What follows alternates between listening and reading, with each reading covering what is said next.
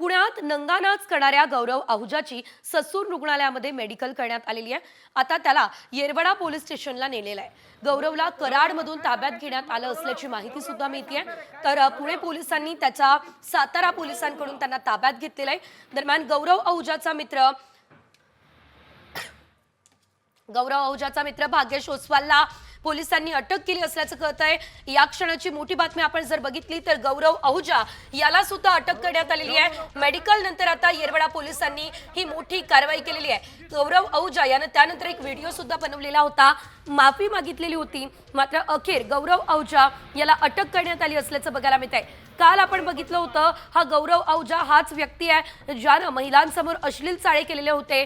काल महिला दिन होता आणि त्या दिवशी अतिशय या ठिकाणी संतापजनक प्रकार या गौरव आहुजानं केलेला आणि मला माफ करा अशा प्रकारचा व्हिडिओ सुद्धा नंतर त्यानं बनवलेला होता। मात्र आता आपण जर बघितलं तर गौरव आहुजा याला अटक झाली आहे।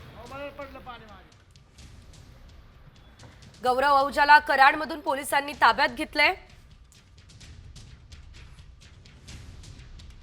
रात्री उशिरा पुणे पोलिसांनी कराड पोलिसांकडून गौरव आहुजाचा ताबा घेतलाय।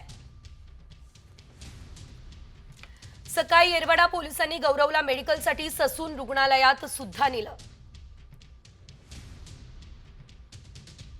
गौरवचा मित्र भाग्येश ओसवालला पोलिसांकडून अटक करण्यात आलेली आहे।